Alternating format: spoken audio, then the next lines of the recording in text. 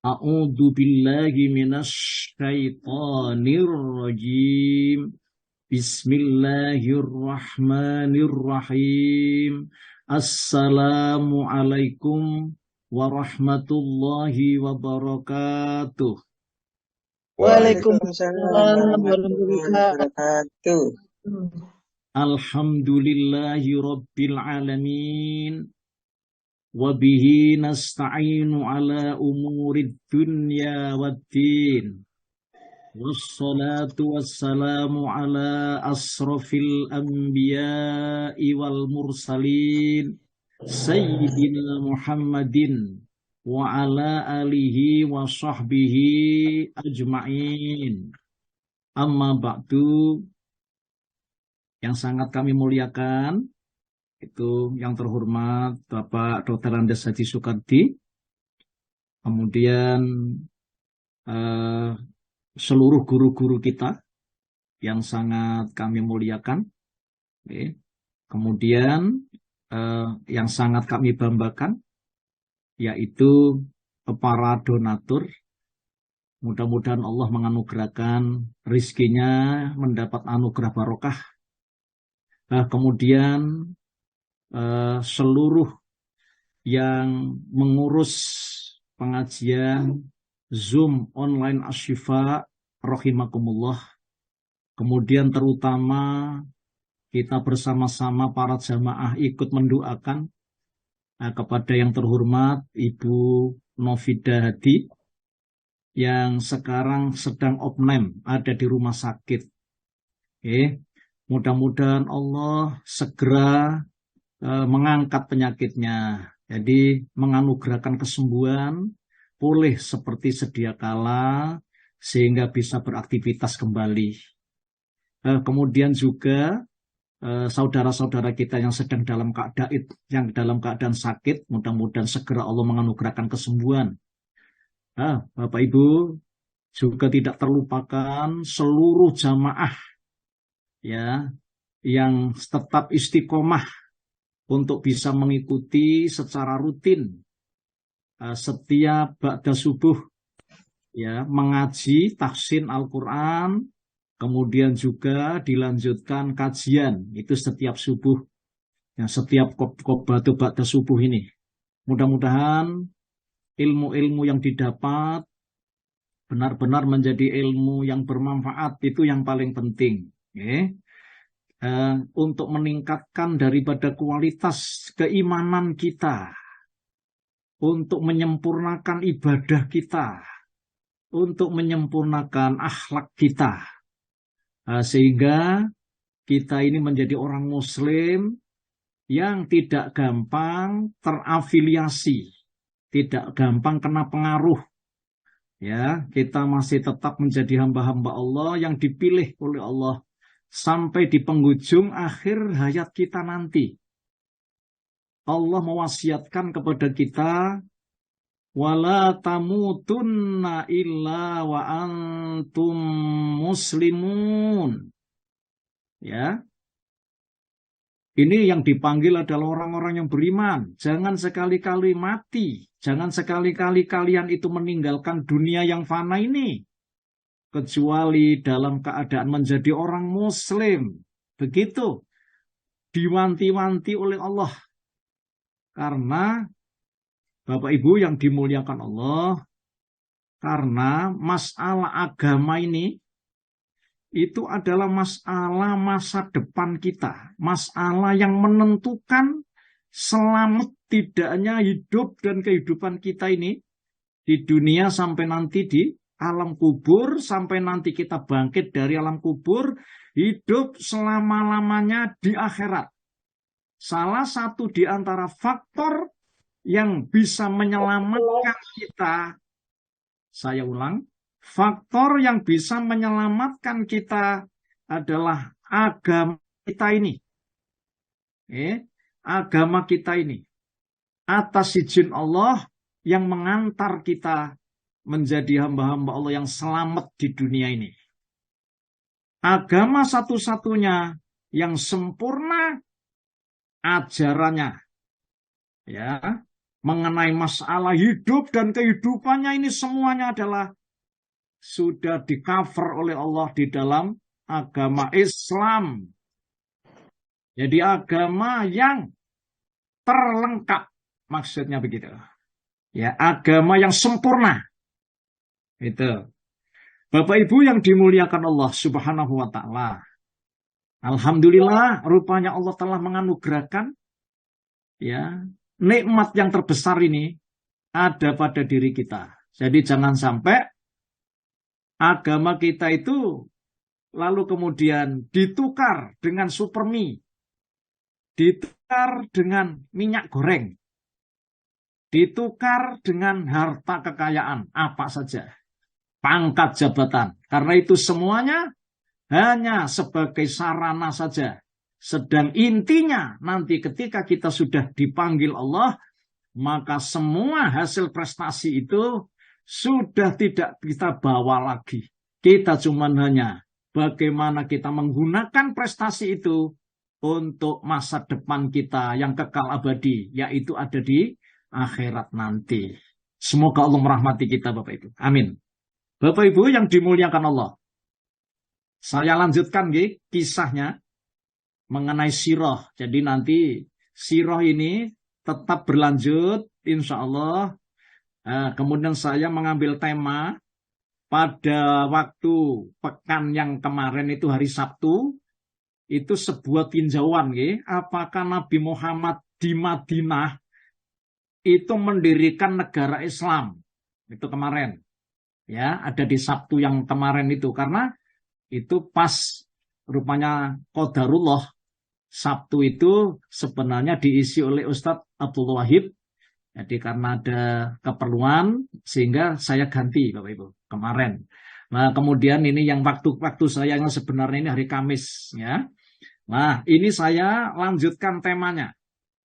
Jadi ketika Nabi Muhammad SAW waktu ada di Mekah itu rupanya dalam keadaan tidak menggembirakan hasilnya dakwahnya, terjepit gitu ya. Kemudian Nabi Muhammad hijrah ke Madinah kan begitu. Lalu kemudian Allah menganugerahkan rupanya Madinah itu atas izin Allah rupanya ya melalui Nabi Muhammad ini itu terubah Bapak Ibu. Jadi menjadi negara Madinah. Kemarin sudah kita sepakati bersama. Bukan negara Islam, tapi negara Madinah.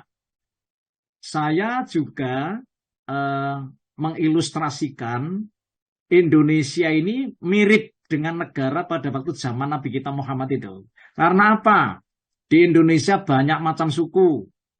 Ya, bahkan bisa ratusan suku, gitu ya. Kemudian juga banyak macam agama. Pada waktu zaman Nabi Muhammad di Madinah itu juga banyak macam suku.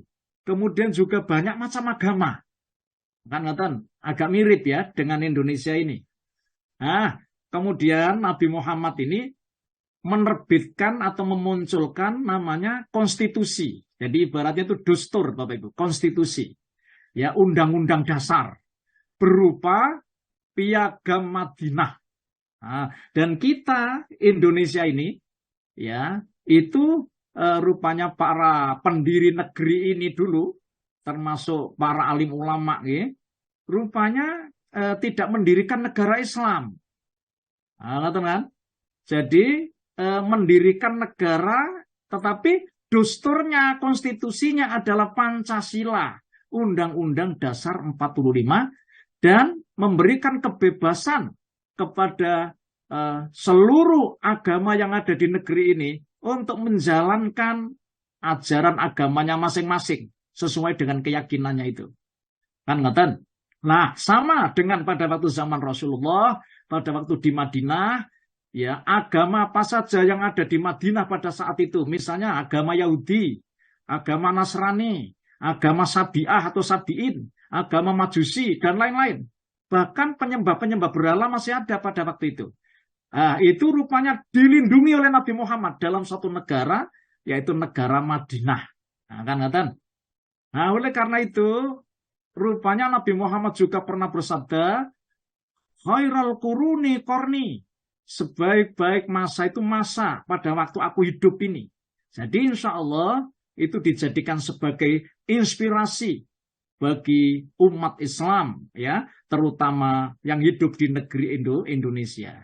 Bapak Ibu, ketahuilah bahwa ketika Nabi Muhammad ini berada di Madinah, itu bukan berarti tidak ada tantangan.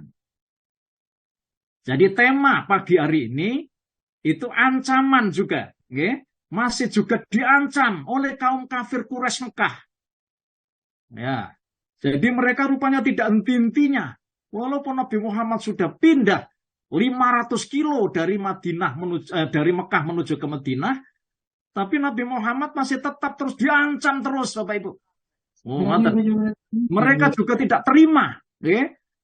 Jadi di sini saya kasih tema ancaman kaum kafir Quraisy Mekah terhadap Nabi Muhammad Shallallahu Alaihi Wasallam, kemudian juga izin Allah untuk mengangkat senjata, ya, untuk membalas ancaman peperangan itu. Bapak Ibu, mari kita ketahui, okay? Ketahuilah Bapak Ibu yang dimuliakan Allah, ketika Nabi Muhammad ini menginjakkan kaki, itu ada di kota Madinah. Rupanya di sana ada banyak tokoh. Jadi ada banyak pemuka. Salah satu di antara pemuka itu, Bapak Ibu, bernama Abdullah bin Ubay bin Salul. Abdullah bin Ubay bin Salul ini salah seorang pemimpin dari Bani Khazraj waktu ada di Madinah itu. Dia adalah salah satu tokoh Yasrib, yaitu Madinah, yang paling berpengaruh, ya, di situ. Tokoh yang paling berpengaruh. Dan qadarullah, maksudnya atas izin Allah, beliau itu dari suku Bani Khazraj. Ketika Rasulullah hijrah ke Madinah, ya, penduduk kota itu sudah berencana mempersiapkan segala sesuatunya untuk menobatkannya. Maksudnya menobatkan Abdullah bin Ubay bin Salul ini sebagai penguasa di kota Madinah yang sebelumnya, ya, dikenal dengan nama Yasrib ini.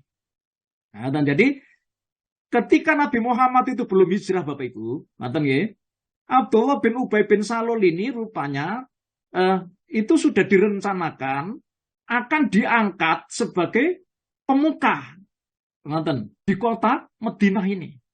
Namun, rencana penobatan ini terpaksa gagal total.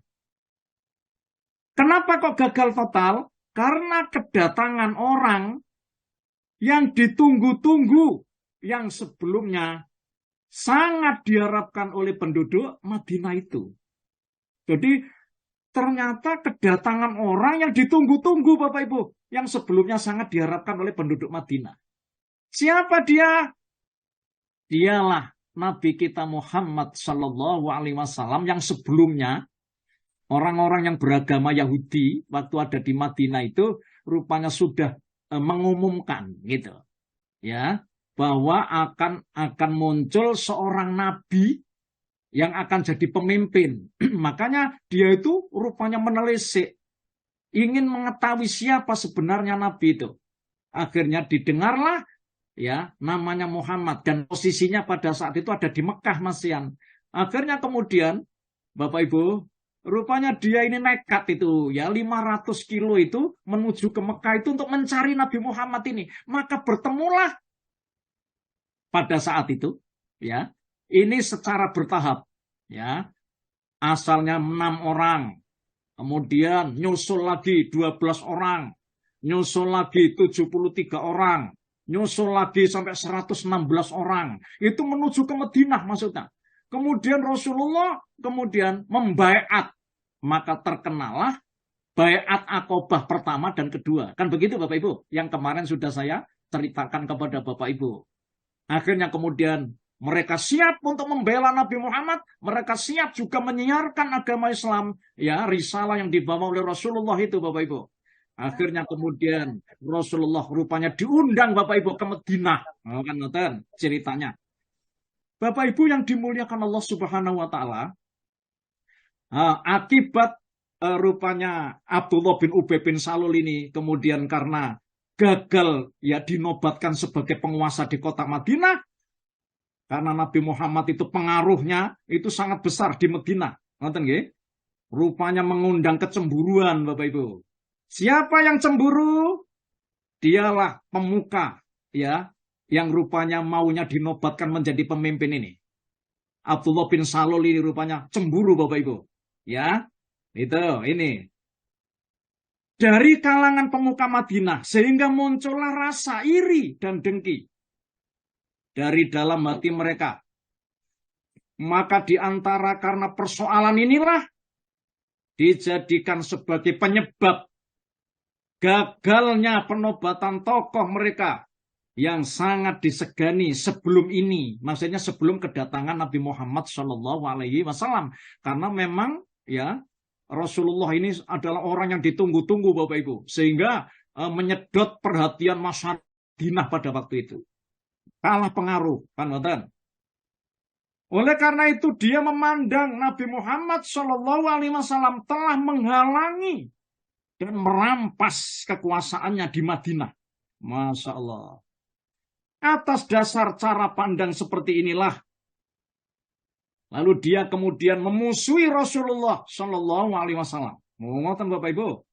Jadi begini, musuhnya Nabi Muhammad waktu di Mekah itu orang kafir musyrik Mekah.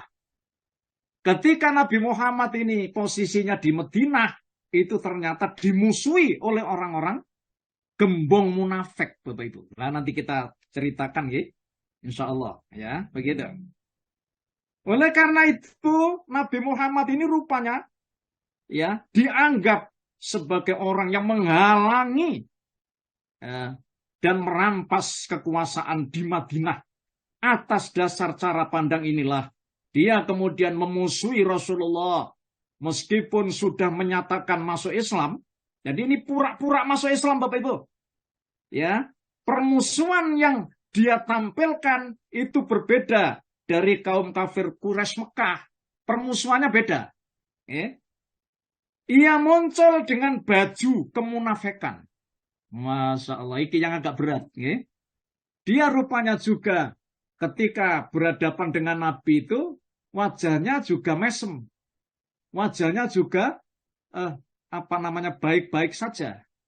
Akan tetapi Bapak Ibu, ternyata memendam ya rupanya kebencian, memendam kekafiran, memendam rasa dendam ya kepada Nabi Muhammad SAW dan menganggap Rasulullah benar-benar sebagai penghalang ya, ketokohan dirinya untuk menjadi sosok manusia yang dihormati, disegani di Yasrib atau Madinah itu.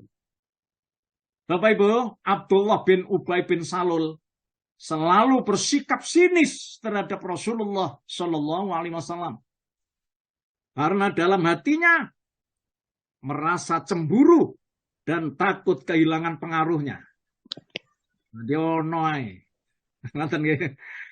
Sebab kebencian inilah semua yang diusahakannya ditujukan untuk memadamkan dakwah Nabi Muhammad. Dan tidak henti-hentinya ia berupaya menghinakan serta melemahkan pengaruh Rasulullah SAW. Bapak Ibu yang dimuliakan Allah, jadi mengetahui kenyataan sikap dan perbuatan Abdullah bin Ubay bin Salul ini, kaum kafir Quraisy yang ada di Mekah tidak menyia-nyiakan kesempatan emas ini. Masya Allah. Mereka pun mengirim surat kepadanya yang isinya meminta dirinya untuk menjalankan peran kaum kafir Quraisy dalam menghalangi, menghadang, dan merintangi gerak dakwah Rasulullah Muhammad SAW dan para sahabatnya dengan cara membuat rencana makar busuk, Bapak Ibu, yang bertujuan intinya memporak-porandakan dakwah Rasulullah Muhammad SAW dan beserta para sahabatnya. Subhanallah. Ya. Bapak Ibu yang dirahmati Allah, dalam salah satu surat yang dikirim, nah, ngaten nggih. Jadi rupanya orang-orang kafir musyrik Mekah ini kirim surat ini. Yang isinya meminta dirinya, maksudnya meminta Abdullah bin Ubay untuk menjalankan peran kaum kafir Quraisy Mekah. Jadi tujuannya juga ingin menghadang Nabi Muhammad, gitu ya.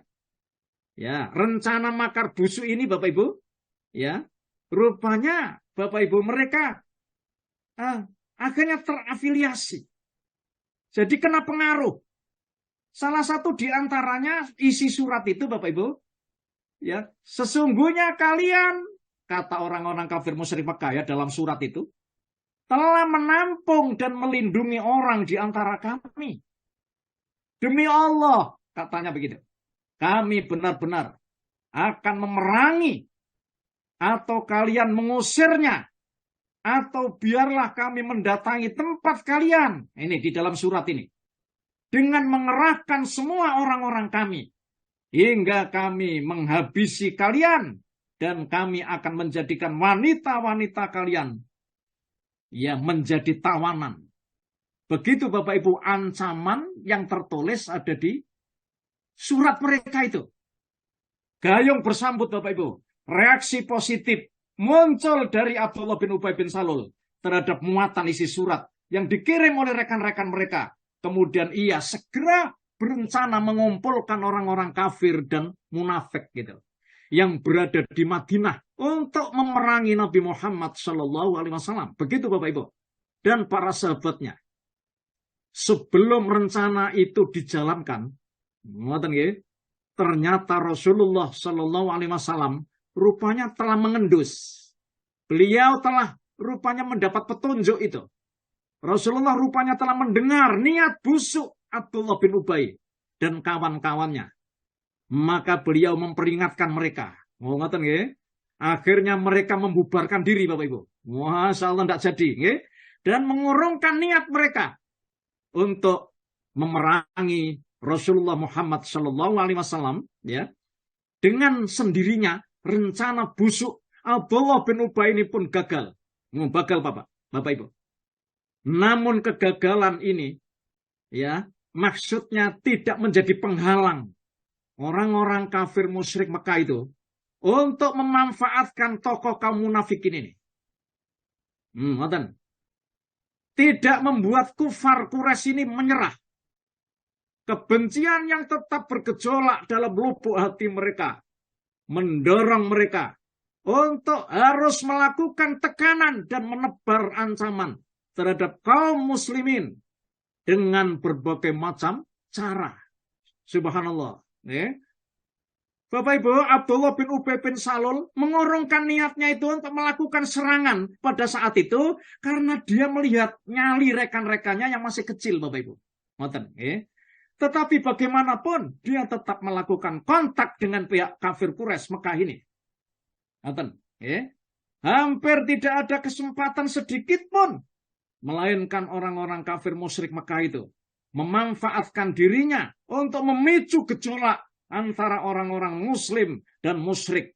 Untuk keperluan ini dia juga merangkul orang-orang Yahudi, bahkan orang-orang yang sepaham dengan dirinya, termasuk orang-orang munafik juga.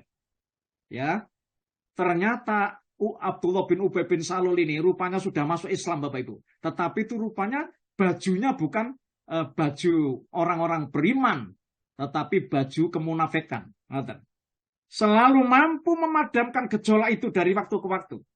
Kemudian orang-orang Quraisy Mekah itu mengirim dutanya kepada Nabi dan orang-orang Muslim di Madinah untuk menyampaikan pernyataan ancaman mereka. Masya Allah. Isi suratnya itu gini. Janganlah kalian bangga terlebih dahulu. Kalian bisa meninggalkan kami pergi ke Madinah, ke Yasrib. Namun kami berjanji akan mendatangi kalian, lalu merenggut dan membenamkan tanaman-tanaman kalian ada di rumah atau di halaman rumah-rumah kalian. Ini kan kata metaforik Bapak Ibu, ancaman. Bapak Ibu yang dimuliakan Allah, rupanya ancaman ini bukan sekedar ancaman main-main kayaknya. Rasulullah Shallallahu Alaihi Wasallam merasa yakin dan sudah mendapatkan data tentang rencana makar busuk orang-orang kafir Quraisy Mekah itu. Dan kehendak mereka untuk melancarkan serangan yang karenanya membuat para sahabat selalu berjaga-jaga. Ini dalam sejarah Bapak Ibu, sebagai bentuk antisipasi terhadap makar kaum kafir Quraisy, kaum muslimin Madinah bergiliran Bapak Ibu menjaga Nabi Muhammad Shallallahu Alaihi Wasallam. Jadi sahabat-sahabat Nabi ini rupanya mengkhawatirkan keberadaan Nabi Muhammad ini. Setiap malam itu mereka terus berjaga-jaga Bapak Ibu. Peristiwa ini dikisahkan Bapak Ibu ada dalam satu riwayat. Ini rupanya Imam Ahmad ini meriwayatkan sebuah kisah. Ya, riwayat Imam Ahmad telah menceritakan kepada kami Yazid, telah menceritakan kepada kami Yahya. Ini kata Imam Ahmad yang mengatakan kepadanya, ia pernah mendengar Abdullah ibnu Amir ibnu Robi'ah itu menceritakan Sayyidah Aisyah, ini istri Rasulullah, itu pernah bercerita bahwa di suatu malam Rasulullah Shallallahu Alaihi Wasallam gelisah Bapak Ibu, tidak bisa tidur. Sedangkan Sayyidah Aisyah radhiyallahu anha berada di sisinya. Sayyidah Aisyah bertanya, wahai Rasulullah, apakah gerangan yang membuatmu yang melihat engkau itu gelisah? Maka Rasulullah bersabda, mudah-mudahan ada seorang lelaki soleh dari sahabatku yang mau menjaga setiap malam. Sayyidah Aisyah melanjutkan kisahnya Bapak Ibu. Ketika kami berdua dalam keadaan demikian, lalu tiba-tiba Sayyidah Aisyah ini mendengar suara senjata. Maka Rasulullah bertanya, siapakah orang ini? Seseorang menjawab, ya Rasulullah, saya sebenarnya nama saya adalah Sa'ad bin Malik. Saya menginginkan menjaga panjenengan. Apa yang sedang kalian lakukan? Kata Rasulullah begitu. Sa'ad menjawab, aku datang untuk menjagamu, wahai Rasulullah. Sayyidah Aisyah melanjutkan kisahnya. Tidak lama kemudian aku mendengar suara dengkuran tidur Rasulullah Shallallahu Alaihi Wasallam. Masya Allah. Hadis ini Bapak Ibu juga diriwayatkan oleh Imam Bukhari dan Imam Muslim. Ya, Bapak Ibu yang dimuliakan Allah Subhanahu Wa Taala. Dalam keadaan demikian ini, lalu Allah menurunkan. Bapak Farid. Ibu, mari silakan. Al-Quran surat 5 Al-Ma'idah ayat 7. Surat yang kelima ayat 67. Bu, monggo Bu ya. Saya bacakan ya Bu. Halo. Siapa yang maunya mau menerjemah ini? Ini Bu Wajiwati. Iya, berarti. Ya, monggo. Saya bacakan ya. Surat yang kelima ayat 67. A'udzu billahi minasyaitonir rajim. Ya ayyuhar rasulu balligh ma ilaika min rabbik wa illam taf'al fama ballaghta risalatahu wallahu ya'simuka minan innallaha la yahdil qaumal kafirin.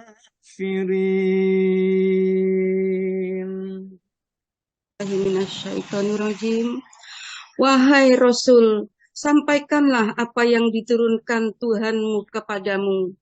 Jika tidak engkau lakukan apa yang diperintahkan itu, berarti engkau tidak menyampaikan amanatnya. Dan Allah memelihara engkau dari gangguan manusia. Sungguh, Allah tidak memberi petunjuk kepada orang-orang kafir. Terima kasih, Baji. Bapak Ibu yang dimuliakan Allah, ancaman orang kafir Quraisy Mekah itu tidak hanya diarahkan kepada Rasulullah saja, tetapi juga ditujukan kepada orang-orang yang beriman terhadap ajaran yang dibawa Rasulullah. Bapak Ibu, ayat ini diturunkan untuk memberikan kepada Nabi Muhammad itu rupanya teguh pendirian. Memberikan rupanya support kepada Nabi Muhammad agar supaya Rasulullah itu rupanya tidak ada kekhawatiran, ya, agar Nabi Muhammad tidak takut karena Allah menjanjikan di dalam ayat ini Allah akan menjaga kalian Muhammad dari gangguan orang-orang kafir. Oleh karena itu, di antara skenario besar yang akan dilakukan kaum kafir Quraisy Mekah adalah usaha menghalangi dan merintangi gerak dakwah Rasulullah, yaitu mereka berencana busuk untuk menghalangi kaum Ansor, ya, beribadah di Masjidil Haram, Bapak Ibu. Ini ada kasus ya di dalam Rafiqil Maktum yang ditulis, ya. Terbukti mereka menghalangi kaum Ansor. Itu kaum Ansor ini maunya menuju ke Mekah, kemudian maunya umroh atau haji. Bapak Ibu, kisah ini diceritakan oleh Imam Bukhari. Ya, diriwayatkan dari hadis Abdullah bin Mas'ud. Beliau mengatakan, ini Sa'ad bin Mu'ad, ini seorang sahabat itu dari Madinah, ini berangkat menuju Mekah untuk menunaikan ibadah umroh. Dikisahkan begitu. Ketika itu Sa'ad bin Mu'ad radhiyallahu an tinggal ada di kediaman Umayyah bin Khalaf, Bapak Ibu. Ketahuilah Umayyah bin Khalaf ini orang musyrik. Ya. Umayyah bin Khalaf bin Abi Sufyan ini. Tetapi sebagai balas budi kala itu, ya, jika Umayyah sedang melakukan perjalanan dagang ke Syam dan melalui Madinah, ngoten Bapak Ibu, dia bisa beristirahat di kediaman Sa'ad bin Mu'ad ini. Nah, ini kisahnya begitu. Ketika dirasa ada kesempatan yang tepat untuk melakukan tawaf, Umayyah membawa tamunya ini untuk melakukannya. Nah, ini kan ya. Jadi Umayyah, ini rupanya Umayyah bin Khalaf ini mengantar tamunya ini, Sa'ad bin Mu'ad ini, Bapak Ibu, menuju ke Ka'bah ya untuk tawaf. Dan ini kisahnya, nggih. Tidak disangka dan diduga mereka bertemu dengan Abu Jahal. Jadi ketemu dengan Abu Jahal. Ya. Lalu Abu Jahal bertanya, Bapak Ibu, wahai Umayyah, siapakah yang sedang melakukan tawaf di Ka'bah ini? Nah, kemudian Umayyah menjawab, dialah kawanku dari Madinah. Namanya Sa'ad bin Mu'ad.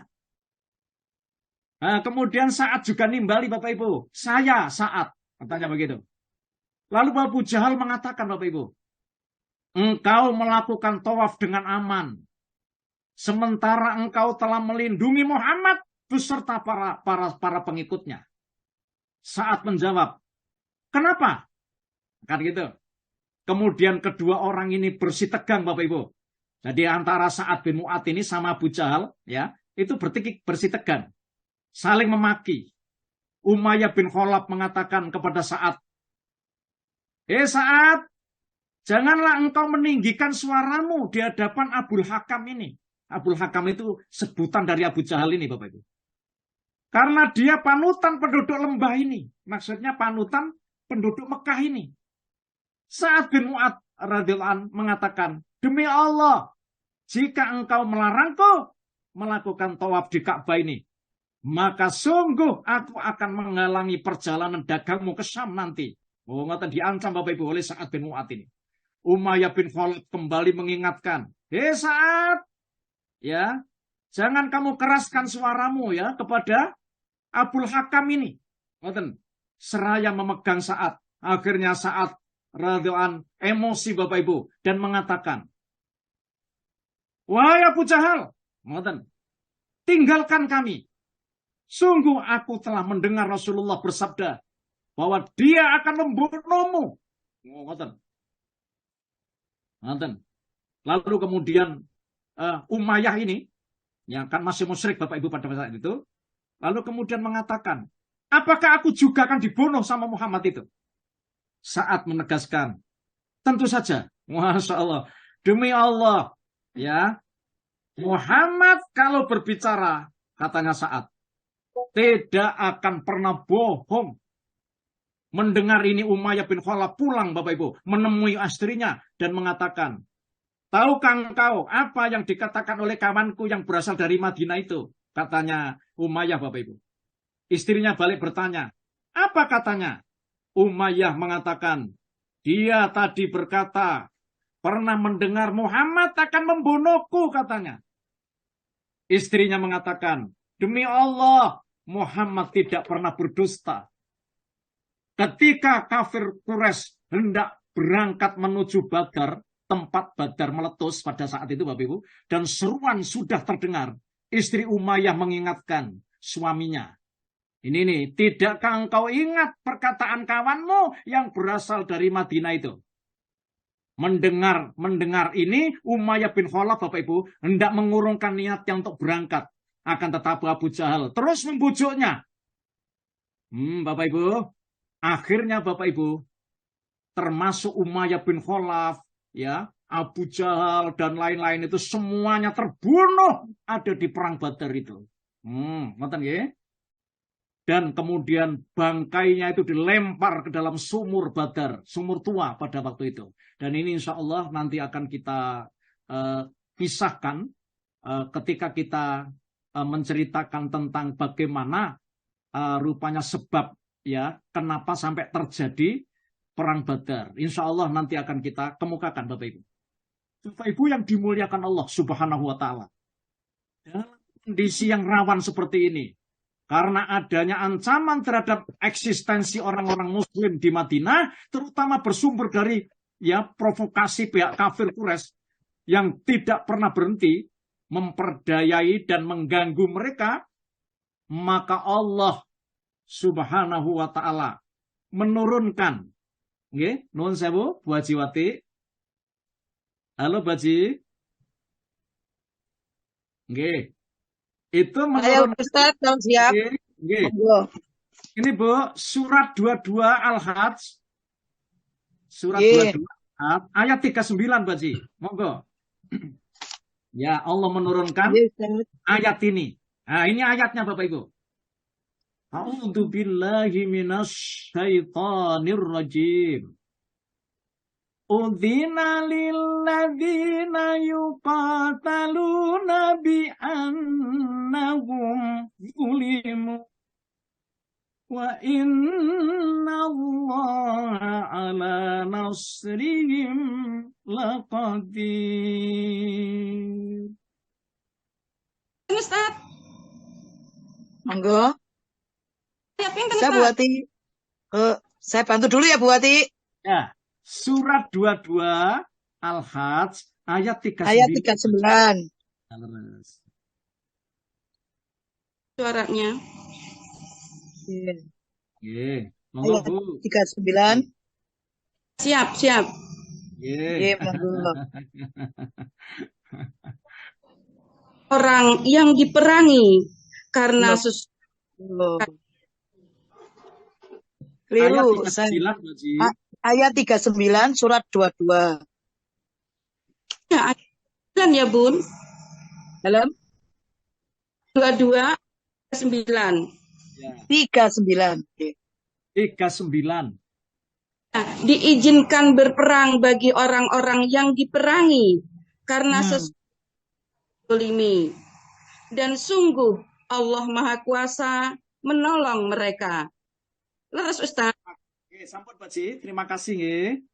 Bapak Ibu yang dimuliakan Allah. Jadi dalam kondisi yang rawan seperti ini karena adanya ancaman terhadap eksistensi orang-orang Muslim ya di Madinah, terutama bersumber dari provokasi pihak orang-orang kafir Quraisy Mekah itu Bapak Ibu ya.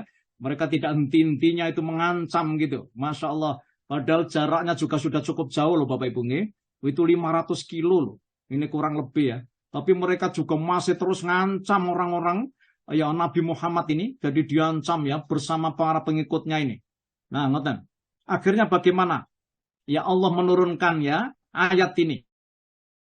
Telah diizinkan berperang bagi orang-orang yang diperangi. Karena sesungguhnya mereka telah dianiaya. Dan sesungguhnya Allah benar-benar maha kuasa menolong mereka. Kan gitu. Bapak Ibu, saya baca di tafsir Ibnu Katsir nih. Imam Ibnu Katsir dalam tafsirnya mengemukakan bahwa ayat ini adalah instruksi Allah kepada orang-orang muslim untuk berperang. Oh, jadi ini izin Allah. Di dalam tafsir itu, Imam Al-Aufi telah meriwayatkan dari Ibnu Abbas bahwa ayat ini diturunkan itu berkenaan dengan Nabi Muhammad SAW dan para sahabatnya saat mereka diusir dari Mekah. Ini Al-Imam Al-Aufi. Ibnu Abbas mengatakan bahwa ketika Nabi Muhammad keluar dari Mekah, Abu Bakar berkata, mereka mengusir nabinya. Inna lillahi wa inna ilaihi raji'un. Begitu Abu Bakar mengatakan, Bapak Ibu. Tentulah mereka pasti akan binasa, kata Abu Bakar. Melalui ayat ini, Allah mensyariatkan perang.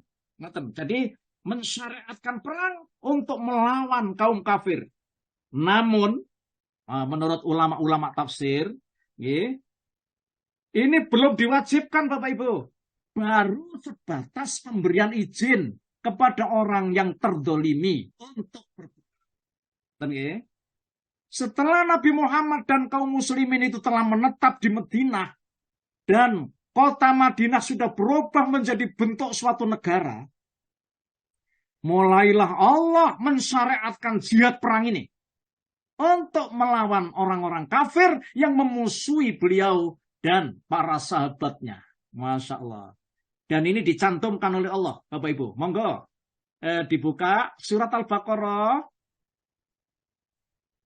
Wajiwati. Ayat.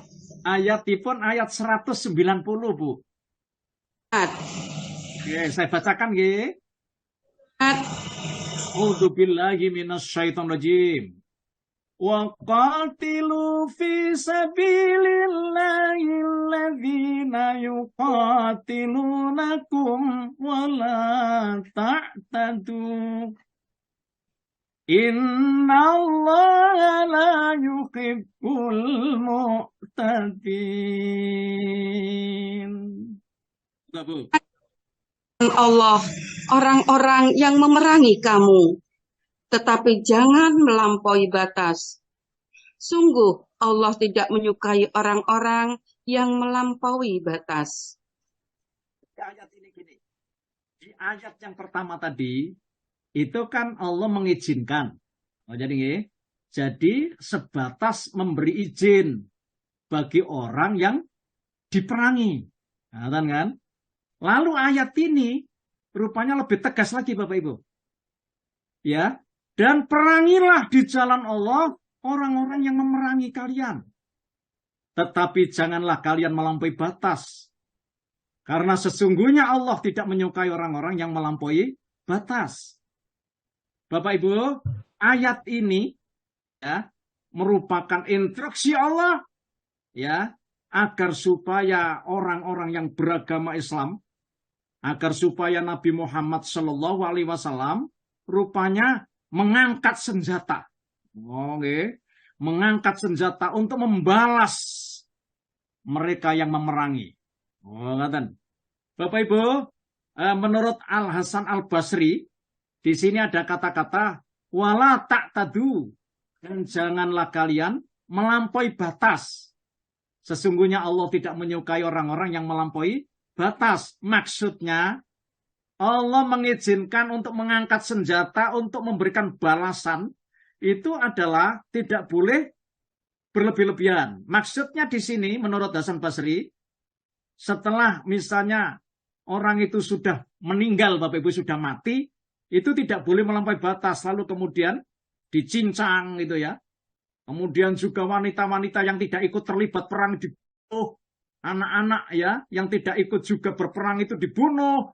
Itu tidak boleh melampaui batas seperti itu. Bahkan rupanya mereka menebang-nebang pohon, Lalu kemudian pendeta-pendeta itu dibunuh karena mereka juga tidak terlibat. Itu tidak diperbolehkan dalam ajaran Islam.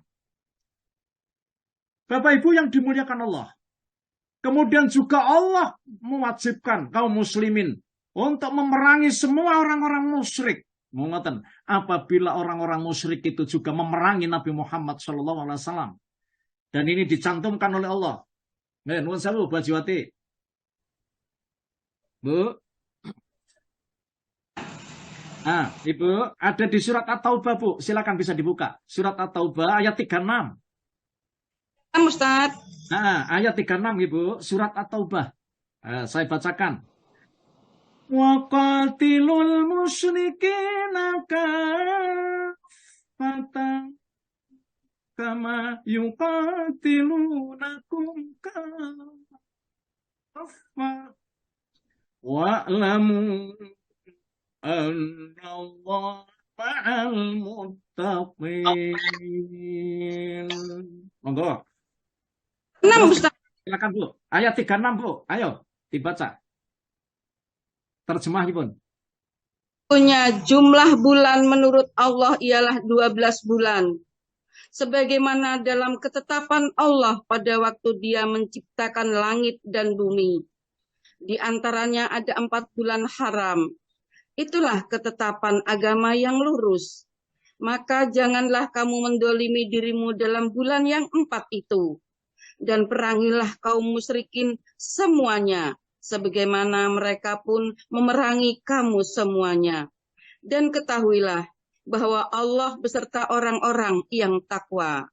Ya, terima kasih Baji. Bapak Ibu yang dimuliakan Allah, jadi ayat ini memberitahukan kepada kita, jadi sejak langit dan bumi ini diciptakan, itu rupanya Allah menganugerahkan 12 bulan dalam 1 tahun. Ini panjenengan tidak ikut campur tangan ini. Urusan Allah menentukan 12 bulan itu.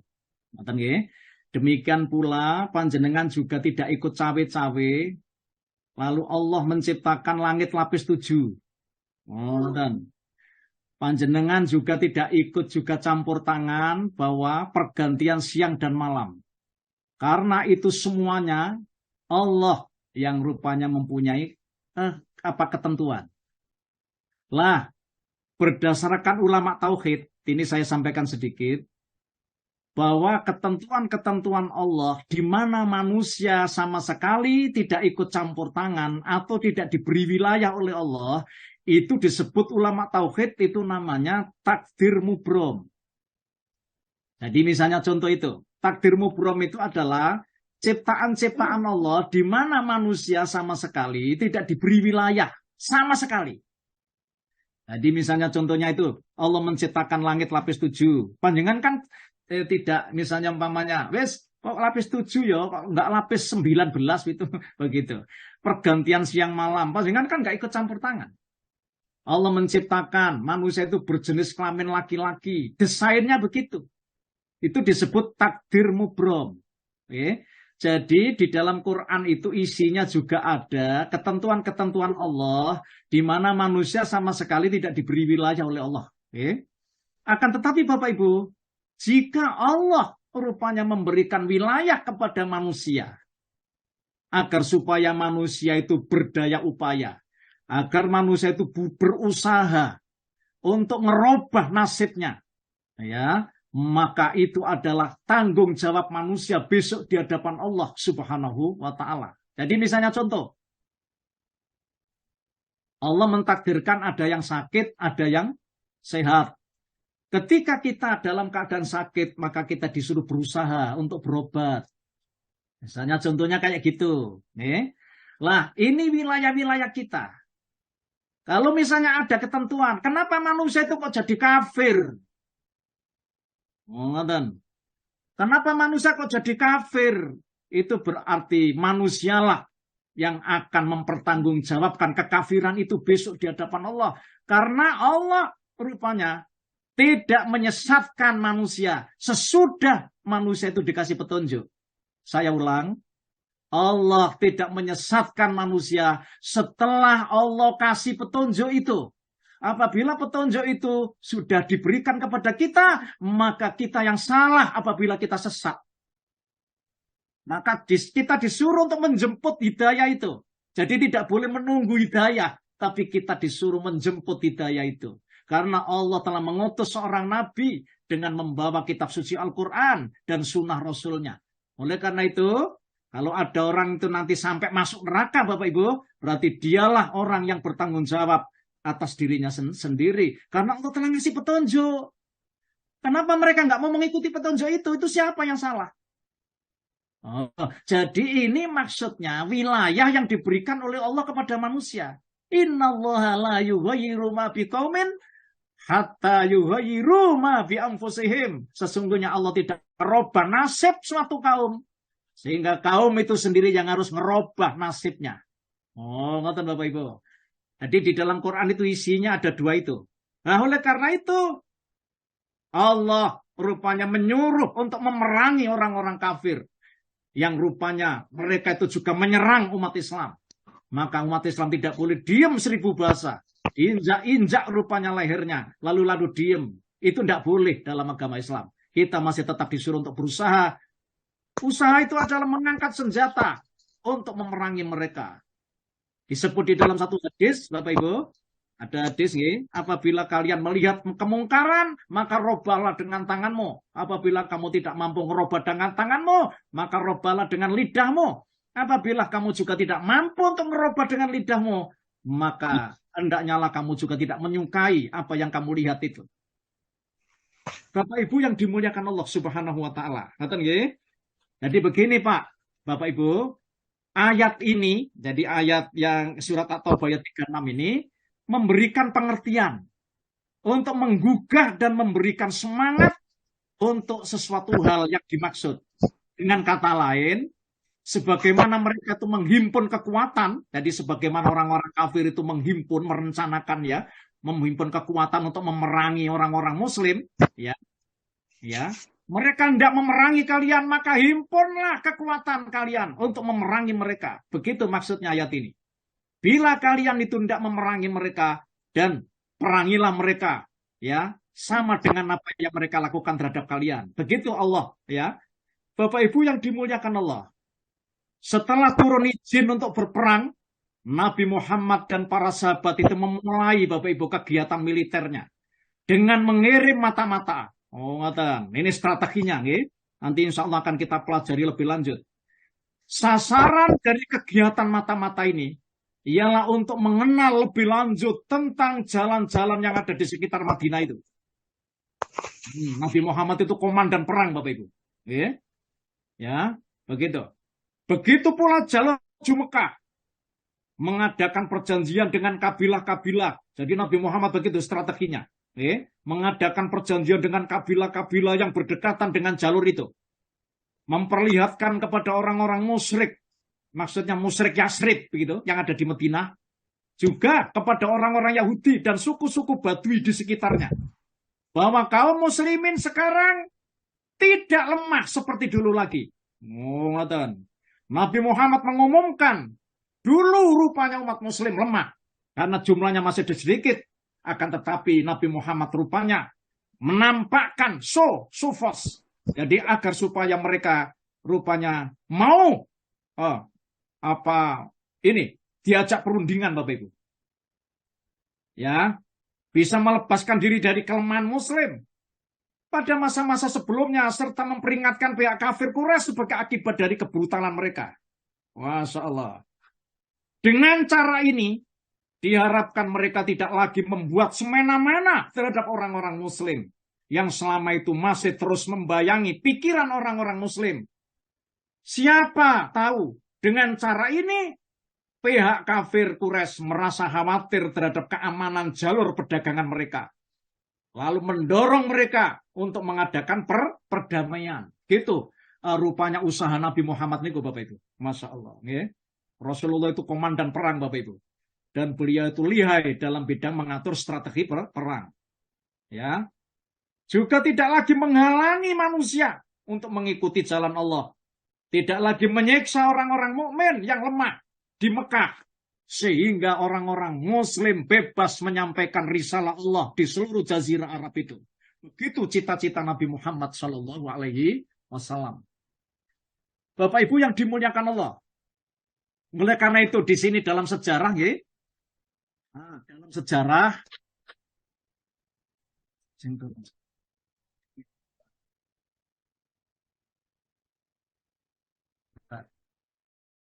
Bapak Ibu yang dimuliakan Allah Subhanahu Wa Taala, ini dalam sejarah, ngeten.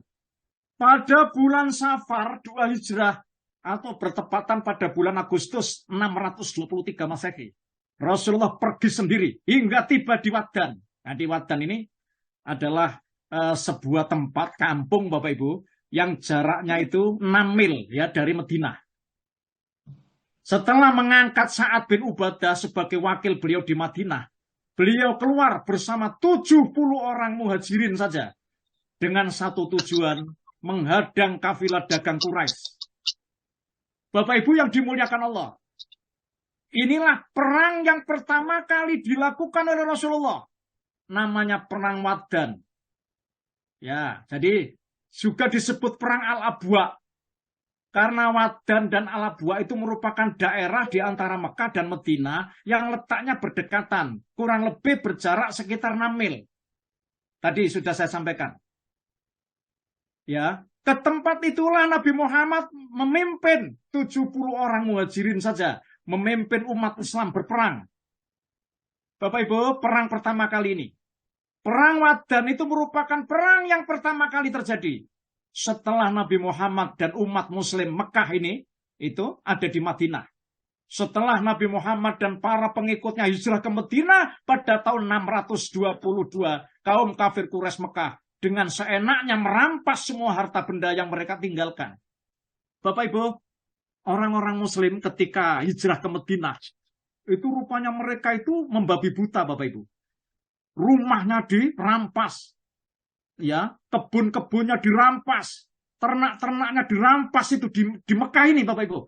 Setelah mereka itu meninggalkan kota Mekah menuju Madinah ini. Jadi kalau bahasa kita itu seenaknya sendiri, ya.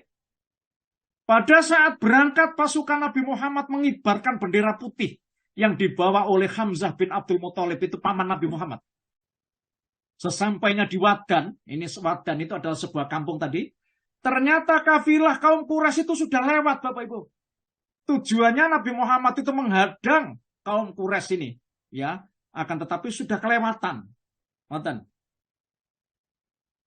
Oleh karena itu, pasukan Nabi Muhammad itu justru ketemu dengan ini pemuka kaum Bani Domroh. Jadi pada saat itu pemuka kaum Bani Domroh itu yang setuju untuk mengadakan perjanjian dengan Nabi Muhammad. Dalam kesempatan itu beliau mengadakan perjanjian persahabatan dengan Amr bin Makhshi, pemimpin Bani Domroh. Inilah isi perjanjian itu. Ingat Bapak Ibu, ini isilah. Rasulullah Shallallahu Alaihi Wasallam rupanya, ya, sesungguhnya harta dan diri mereka dijamin keamanannya. Dan mereka berhak mendapatkan pertolongan jika ada yang menyerang mereka, kecuali jika mereka memerangi agama Allah. Jika Nabi Muhammad mengajak mereka agar memberi pertolongan, maka mereka terus memenuhinya. Bapak Ibu yang dimuliakan Allah, ya, oleh karena itu, ini salah satu di antaranya adalah Rasulullah mendapat izin untuk mengangkat senjata pada saat itu. Dan Nabi Muhammad karena sebab harta-harta daripada kaum muslimin yang ditinggalkan ada di Mekah itu rupanya dirampas oleh mereka, akhirnya Rasulullah membalas. Dan Rasulullah maksudnya itu, ya, mencegat mereka, pedagang-pedagang yang dari Mekah itu, Bapak Ibu, ketika ada di Wadan ini. Jadi dicegat. Ternyata mereka sudah kelewatan. Oh, kan, ini salah satu di antaranya misi Rasulullah, ya, ada waktu ada di Madinah. Bapak Ibu, di dalam sirah nabawinya Ramadan Al-Buti, ya, bahwa perintah perang ini menurut beliau dimaksudkan adalah perang defensif. Menurut beliau. Jadi maksudnya adalah perang yang bersifat membela diri. Jadi dalam Islam, perang itu rupanya tidak perang untuk menguasai harta, ya, untuk menyakiti adalah tidak. Akan tetapi dalam Islam, prinsip perang dalam Islam adalah perang untuk membela diri, defensif. Kalau memang Nabi Muhammad tidak diperangi, kalau Nabi Muhammad tidak terdolimi, maka Nabi Muhammad tidak akan mengangkat senjata itu. Jadi oleh karena itu, merupakan tindakan balas terhadap persekongkolan atau permusuhan yang dilancarkan oleh kaum kafir musyrik. Oleh karena itu, peperangan ini hanyalah mencerminkan salah satu tahapan di antara tahapan-tahapan dakwah Islam. Ini katanya Ramadan Al-Buti. Bukan mencerminkan syariat yang sudah final, Bapak Ibu, yang menjadi landasan jihad dalam Islam. Bukan. Ia hanyalah merupakan salah satu tahapan dakwah yang sebagainya telah kita bahas. Seperti tahapan dakwah secara rahasia. Itu yang dulu sudah pernah kita bahas. Kemudian tahapan dakwah secara terang-terangan. Kemudian Nabi Muhammad melakukan tahapan ini, tahapan perang. Itu artinya juga tahapan ya dakwah Rasulullah ketika Nabi Muhammad rupanya dihalang-halangi untuk menyiarkan agama Islam. Bapak Ibu, inilah kira-kira yang bisa saya sampaikan pada kesempatan pagi hari ini. Tentunya adalah kesempatan yang sangat berharga. Semoga ilmu yang saya sampaikan ini jadi ilmu yang menjadi inspirasi kita bersama, ya, sebagai seorang Muslim untuk meningkatkan daripada ketakwaan, keimanan kita ini. Insya Allah. Sekian apa yang bisa saya sampaikan. Saya serahkan kepada Bu Dwi. Dipersilakan Bu Dwi atau Bu Ririn. Dipersilakan Bu Ririn. Bu Ririn, monggo Bu Ririn. Monggo. Terima kasih Ustadz Farid, ilmunya tentu sangat bermanfaat sekali. Dan memasuki sesi 2, sesi tanya jawab, Bapak Ibu bisa bertanya langsung pada Ustadz, ini masih ada waktu. Monggo, dipersilakan kalau mau bertanya, monggo.